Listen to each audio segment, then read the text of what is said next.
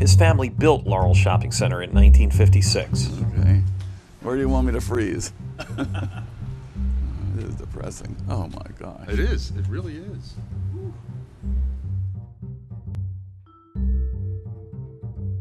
Part 2 of our History of Laurel Shopping Center special features an on-site interview with Denny Berman as we look back at the 1964 edition of the Heck Company and the 1966 expansion that connected it to the rest of the shopping center. We'll also cover the 1971 edition of Georgetown Alley,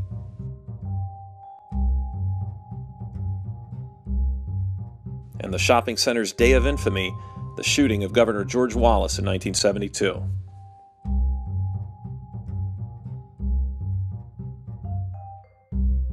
Last but not least, we'll explore the 1979 arrival of Laurel Center Mall.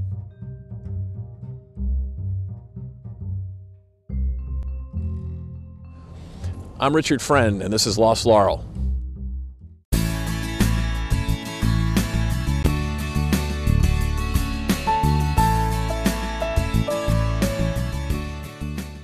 Recently, I had the pleasure of meeting up with historian and Laurel Leader columnist Kevin Leonard and Denny Berman, general partner of Berman Enterprises. Denny's father, Melvin Berman, along with his uncle Wolford Berman and their partner Arthur Robinson, were the men who built Laurel Shopping Center, among numerous other contributions to the city. Despite a chilly December rain, we took a nostalgic walk around this familiar but ever-changing property. So what was the secret behind the shopping center's success right away? Because right away it was a big success. Well, the secret behind it, that was in the days when there were very few shopping centers in the country at all. The idea of putting stores in one place with the parking all part of it was still relatively very new. This shopping center, it's hard to believe, between Baltimore and Washington, preceded ones like Tyson's Corner, Landover, Wheaton Plaza, the ones that we think were very old ones that were the beginning of success. This one was really one of, if not the first one in the Washington area, certainly one of them. But what also made for so much success were my father and uncle.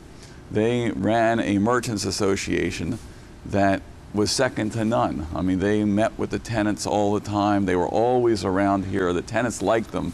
I remember years later when I was old enough to be working, and I would walk prospects around, and they couldn't believe it. The tenants would come out and talk to me and like me. You know, you would say, what's wrong with this? People here like their landlord. But the Merchants Association was very active. The original center was large enough to have a Merchants Association, but small enough that everybody felt that their contribution made a difference, and it was somewhat like a family. And because of that, they all actually did pull together, and I remember that as a child. So it was a combination of being in the right place at the right time and really operating it really well. And how did they come up with the idea for the mix between the chains and the moms and pops? How did that all come about? That's a good question. As a 6-year-old, I wasn't privy to that. But knowing the way my father was, because I worked with him for many years after that, he would look at it and say, you need the chains to make the presence of the place. So something like the Giant and the People's Drug, I'm sure, was a necessary condition for having a shopping center that he was looking at. To have both Kresge's and Woolworths, that was unheard of. I believe we were the only place in the country that had that. And that was my father's persistence. He played one against the other, and he told me, he said, unbelievably, I got both. And so he was very happy to have both because their money was good. They would always pay. But the real money was made from the smaller ones. The rents for the larger ones, you had to give them much better deals. So you didn't want to rent the whole shopping center to the large chains, because if you did, there wouldn't be any cash flow left over. So there is an art and a science to real estate, and this is part of it.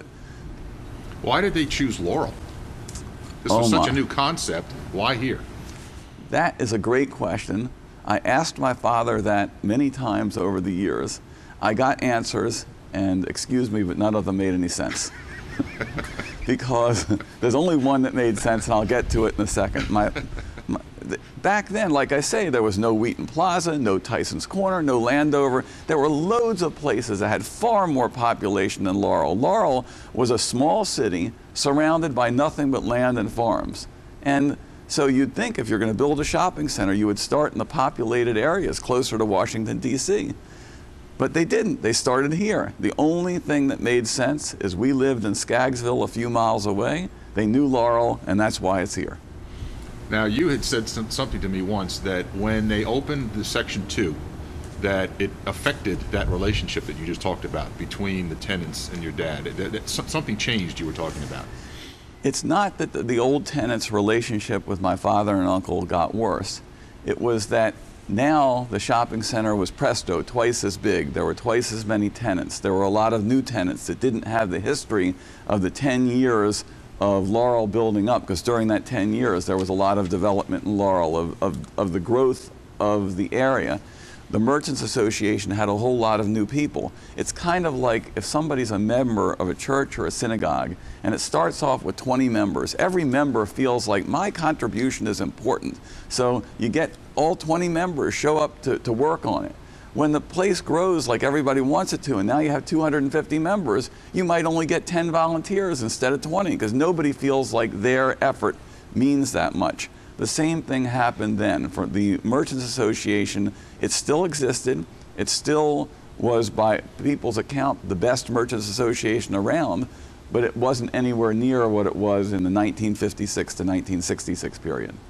Now, I know you were a child. Do you remember the excitement around the 15 Fabulous Days? I remember that well, actually. Do you remember Especially, being in the fashion show? No, but I remember being in the helicopter. The helicopter came out to our place in Skaggsville, picked my brother and me up, and brought us here. And that was, there's no way I'm forgetting that. I do remember the excitement of the different things going on, the sports teams. I was much more interested in sports teams than a fashion show. I think I was even in the fashion show, but that's not something that for a 6-year-old boy is really terribly memorable. Well, where we're standing was Georgetown Alley, which was, you said, Section 3, right? This is Section 3. So what was, Georgetown Alley had a very specific appeal to it. It was supposed to go after the young shopper and all that. I remember the one ad that said, Woodstock comes to Laurel. So what was the idea behind Georgetown Alley? Well, Georgetown Alley was the completion of the shopping center. This was the end of the land. There was still other land, but it was for office buildings, which eventually got built. And the idea was this was going to be a 2-story section with a parking garage in the back, which that parking garage has long ago been torn down. And it was going to be another type of anchor to the center. Over there was the Heck Company, which now is different stores, but that was also an anchor to the center. And it would have stores facing in this mall area that would then people would be going to the Heck Company, and you'd have these small shops in the Georgetown Alley section. And I would say it partially worked. The idea that it would be little boutiques and things like that for the younger shopper, and that's not really what it became. I mean, probably the best known tenant in this area was the Laurel Health Food Store. And there was a gift shop and a couple other little shops, but it did fine, but didn't take off as its own area like it was originally supposed to. There was a story behind how Montgomery Ward came to be. You told me that. Do you remember that? I remember that. I was about 16 or 17 when the story occurred. The store got built when I was 18 in 1968. My father one day takes the newspaper, opens it up. He always read go out and have coffee, a donut, and a newspaper. And he looks and he sees Montgomery Ward coming to Laurel. He says, how in the world did they coming to Laurel? And I don't know about it. And then they have a map of where they're coming. I said, well, that's interesting. They're coming to my land. That's always good to know. So he called them up. And he said it wasn't very easy to get a hold of somebody. And finally got a hold of somebody, and he tells the person who was in the real estate office, we need to talk. You know, why do I need to talk to you? Well, you're coming to Laurel, so? Well, you're coming to my land. You still haven't talked to me, so I think it's a good idea that we talk. And they talked, and they made a deal, and Montgomery Ward did come to Laurel. So why was it so far from the existing shopping center? The existing shopping center was built in a way that it didn't lend itself to putting a department store next to it, unless you tore down a big part of it, which would have made no sense whatsoever back then. My father and uncle owned 24 acres adjacent, which they bought after. It used to be the old sanitarium, And they bought that after the shopping center was, had been built for a number of years. And they always intended more development on that 24 acres. They weren't clear what it was going to be. When Montgomery wards wanted to come, they wanted to come to the corner of Cherry Lane and Route 1. So that fit one of the visions that my father and uncle had to build a mall there. I said, okay, if they want to come, that's fine. We'll let them come first. We'll design it in a way that that will be the anchor when the eventual mall gets built. And that's what happened. It took 11 years for that mall to eventually get built. But Montgomery wards was set up that was supposed to happen, and it eventually did. Now, your father had a relationship with James Rouse, didn't he? He had quite a relationship with James Rouse. My father was one of the, most people would consider him one of the original board members. He actually joined the board about 2 months after what was then Community Research and Development, which later became the Rouse Company, after that was formed. So my father was very involved in all the shopping center development that the Rouse Company did over the years.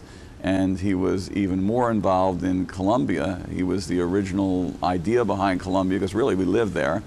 And he knew James Rouse well, and they were friends and business partners. Tell me, what was it like with when you first got involved with the company, what was it like dealing with both the city of Laurel and PG County? Well, I first came to work after college and grad school in 1973. I just turned 23 years old. So I actually knew a number of the people in the city just because, having been around here all those years, they knew me as a kid and growing up. The relationships with the city were great. We had good relationships. The city was the government of the city, which the city can still easily be dealt with. It's not like a big government. Back then it was even smaller. I mean, if you wanted to talk about something, you'd go over there and you'd find the mayor or whoever you needed to speak to, and it was very, very easy. Today it's a little more difficult, not because anybody's difficult, it's just bigger. The county, on the other hand, I always found an enigma. It was very difficult to do things. Permits took, from my point of view, forever. Of course, there's a certain humor to that. When we were building 312 Marshall, the 10-story building that's adjacent to the shopping center, it took a whole month to get a permit. Now today it would take over a year. My father gave my cousin and I just constant grief. How can you take so long? What's wrong with you guys? I used to just walk in and get the permits. Well, it had changed, and there were all sorts of more rules, and there's continuously more rules. And it just takes a long time. In the county, we always found difficulty dealing with, which I just want to say today, in 2014, thank God it's a lot better. I give this administration a lot of credit. When you said that you, as a kid, you used to kind of pitch in and do things. What kind of work did you do around here as a kid? Sometimes pick up trash and things like that. I mean, when I say pitched in, I mean, as a little kid, it would always be of the trash-related variety. In 1966, when Section 2, the area over here, was being built, my cousin, brother, and I all worked construction for part of that summer.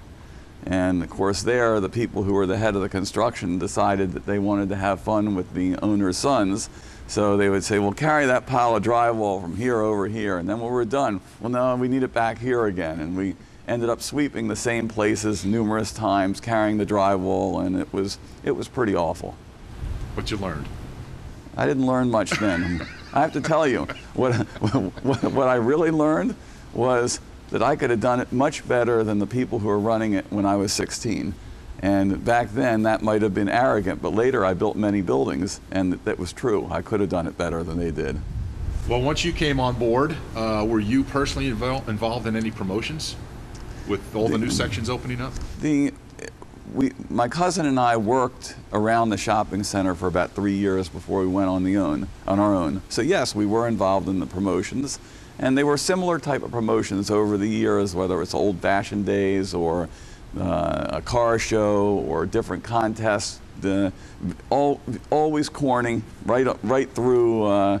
For my father and uncle, corny was good, and it was good. We used to get nice crowds for that. Okay. All right. Well, Denny, thank you very much. You're welcome. The 52-year-old Wallace had just finished talking to a crowd at a shopping center in Laurel, Maryland, and had stepped from behind a bulletproof...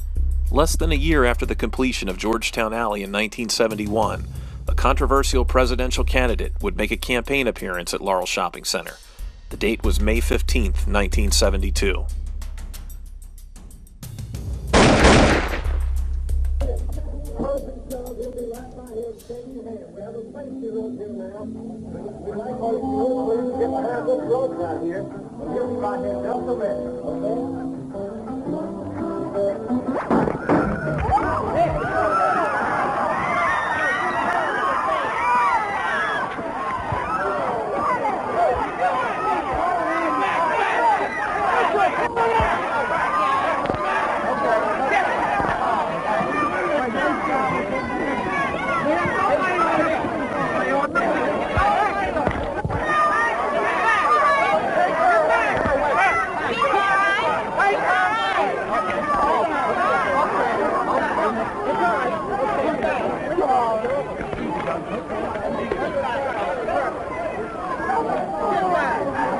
Ladies and gentlemen, please back up. Give the Secret Service and the doctors.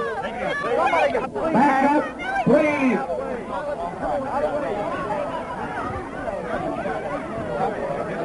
Back up, ladies and gentlemen. Get out of the way. Move.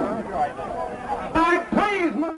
By today's landmarks, the Wallace shooting took place near the center of the parking lot between what is now the American National Bank and Harbor Freight Tools. Originally the State Bank of Laurel, the building actually began as a single-family house, which the bank was literally built around. At the time of the Wallace shooting, however, it was an Equitable Trust Bank.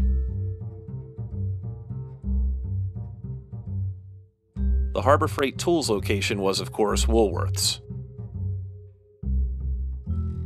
In this photo taken just 1 month later, bank employee Barry Bragg stands at the spot where Wallace was shot.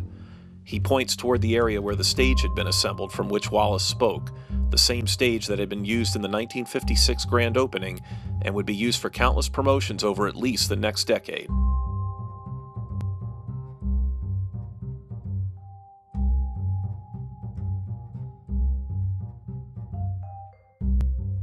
Approximately 1,000 spectators had come to Laurel Shopping Center to either hear or jeer George Wallace's campaign speech, and most dispersed in the aftermath as he was whisked away to Holy Cross Hospital. Wallace would survive the shooting in spite of a total of 5 wounds, including shots to the chest and abdomen, but he'd be confined to a wheelchair and in constant pain for the remaining 26 years of his life. He died in 1998, having spent years renouncing his segregationist past, apologizing, and attempting to rectify the general perception of him as an unvarnished racist, a view he claimed brought him more pain than the shooting itself. His would-be assassin, Arthur Bremer, was a 21-year-old from Milwaukee, Wisconsin, with no ties to Laurel whatsoever. His diary, published after his arrest, revealed that the assassination attempt was motivated by a desire for fame rather than politics, and that President Richard Nixon had also been an earlier target. Bremer's actions inspired the screenplay for the 1976 film Taxi Driver, which in turn provoked the 1981 assassination attempt of President Ronald Reagan by John Hinckley Jr. Bremer would spend the next 35 years in a Hagerstown, Maryland prison before being released 18 years early in 2007. Now living in Cumberland, he remains on supervised release until 2025. One Laurel couple had a particularly harrowing story to tell after the shooting. Mabel and Ross Spiegel were standing directly in front of Bremer when he literally reached between them and fired. Ross was the gentleman in the baseball cap, whose tattooed arm can be seen grabbing for Bremer's pistol. He was the first to wrestle the attacker to the ground, acting out of instinct and likely preventing any further injuries. But the Spiegel story didn't end there. Mabel proved to be a dynamic witness at the trial. After 3 of the first prosecution witnesses failed to identify Bremer as the shooter, she walked among trial spectators where the defendant had been placed for identification purposes, reached out, and touched him.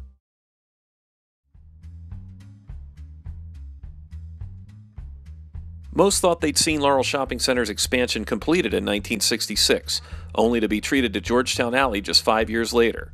By 1978, plans were well underway to make use of the land behind Section 1, between the shopping center and the standalone Montgomery Ward's building near Cherry Lane. But the land wasn't completely vacant. For a few precious years, Playmore Miniature Golf and a go-kart track were popular attractions. Both opened in 1972 but were forced to close when construction began on the new Laurel Center Mall.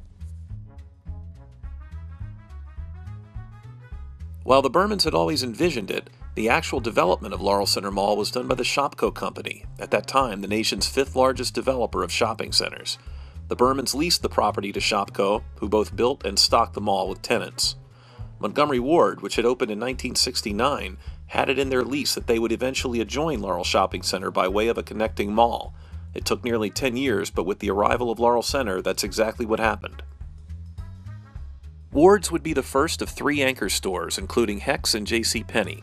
While the Ward's building went largely unchanged from the outside, its north interior wall had to be modified for entrance to the new mall. Architects compensated for the difference in its single-story elevation, which is why Ward's entrance was the only one to be located on a mezzanine level.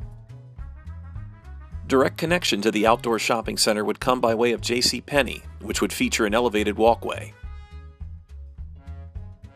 Accessible from an entrance beside Woolworth's that was originally Miles' shoe store, the connector would link visitors to the upper level of Penny's, entering into the TV department.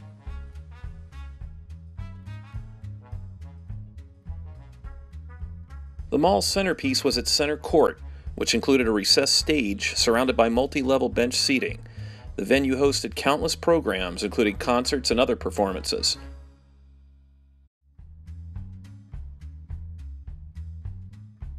Even the Maryland Lottery held a live televised drawing in January 1980.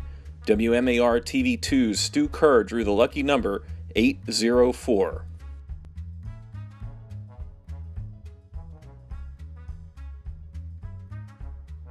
Directly below the center court was an even more impressive feature, the Carousel Shops.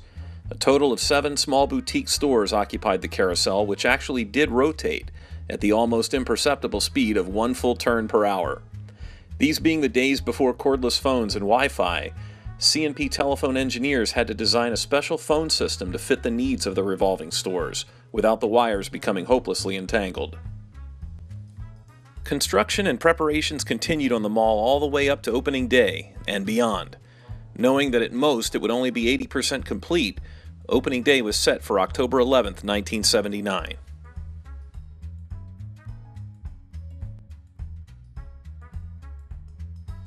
The Hecht Company would be a late arrival, becoming the mall's 3rd anchor store in May 1981. Hecht's had the interesting task of relocating from its original 1964 building in the outdoor shopping center and looked forward to a brand new 2-story facility. The old building, nearly unrecognizable today as a completely renovated LA Fitness, would see a number of tenants over the next 3 decades, including Woolco, Jamesway, Lionel Kitty City, and Toys R Us. 2 memorable features of the new Hecht's were the Land of Oz, a toy section in the lower level, and upstairs, Edgar's Restaurant. The official grand opening of Laurel Center borrowed a page from the historic 15 Fabulous Days promotion that had opened Laurel Shopping Center back in 1956. Beginning at 11:30 a.m. on Thursday, October 11, 1979, the mall opened with a complete schedule of hourly festivities until 8 p.m. that night. This was just the first of 11 total days extending to October 21st, each with a distinctive theme: Italian Day, Polish Day, Hispanic Day, etc., offering a literal taste of ethnic foods, music, and entertainment. Of course, there were contests too, and plenty of them, including a new Honda from Autohaus Tischer, a $500 shopping spree from the Merchants Association, and my personal dream prize, a pinball machine from Time Out.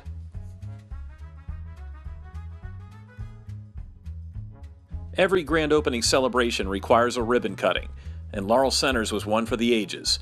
Mayor Robert DePietro did the honors, cutting a 6,000-foot ribbon that literally wrapped the entire mall, extending from Montgomery Ward all the way to JCPenney.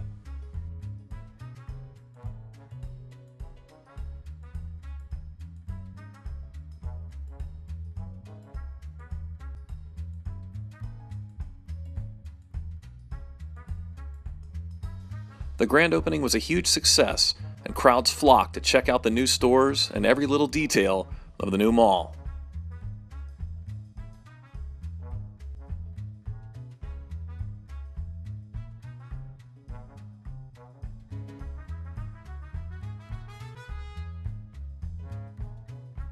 While most were preoccupied with the shiny new mall, the older stores of the outside shopping center also received a makeover.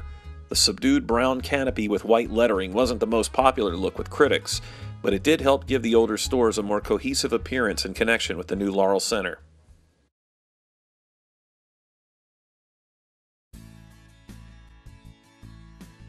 Through the years, through the decades, the shopping center has adapted while sticking true to its roots. The innovative promotions first introduced by the Bermans in 1956 continued throughout the 80s, with countless parades, holiday festivities and decorations, car shows, contests, and other attractions designed to bring people together and entice them to shop.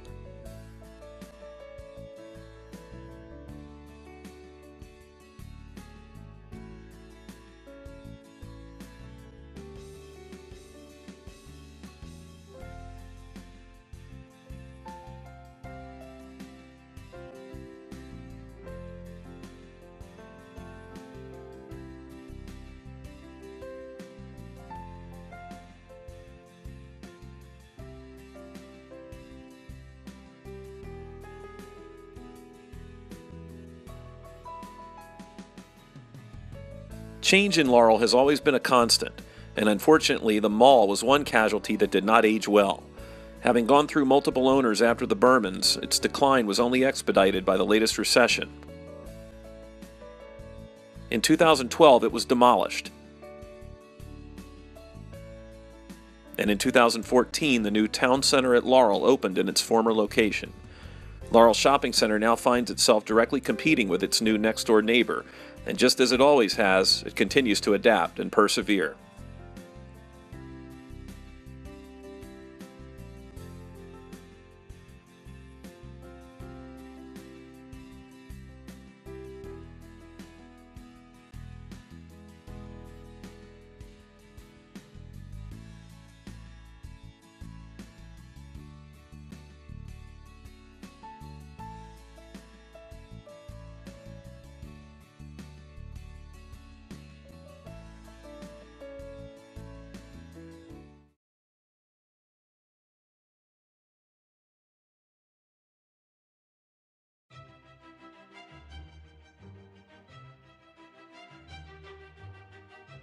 If you missed your chance to experience the Laurel Museum's 2014 exhibit Lost and Found Laurel in person, you're in for a treat. Join me for a personalized tour as we'll take a closer look at each section and just about every artifact, including the ones you may not have noticed.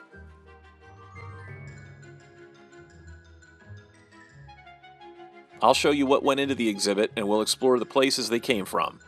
Laurel Historical Society Executive Director Lindsay Baker will explain the broader context of the show, and we'll revisit what turned out to be the museum's busiest opening day of all time, an event Laurel Leader columnist Jeff Dudley described as less like an exhibit opening and more like a family reunion.